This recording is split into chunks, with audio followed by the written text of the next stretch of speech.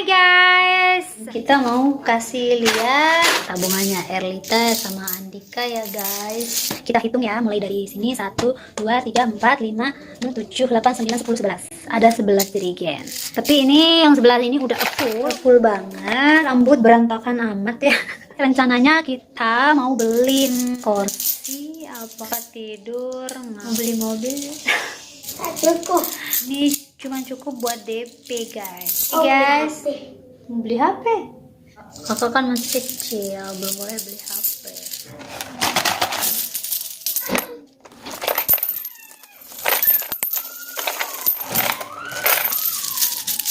Udah penuh. Nah, coba banyak nih.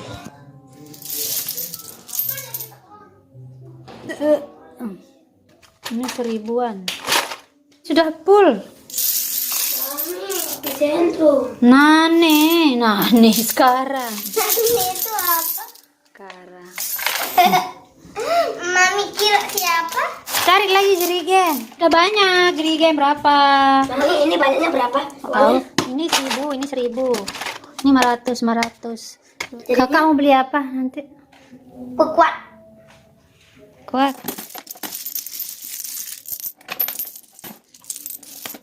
1000 ya. Kita sisa uang belanja guys. Udah mau full ya segini. Ini udah full yang 1000-an. Ini belum habis.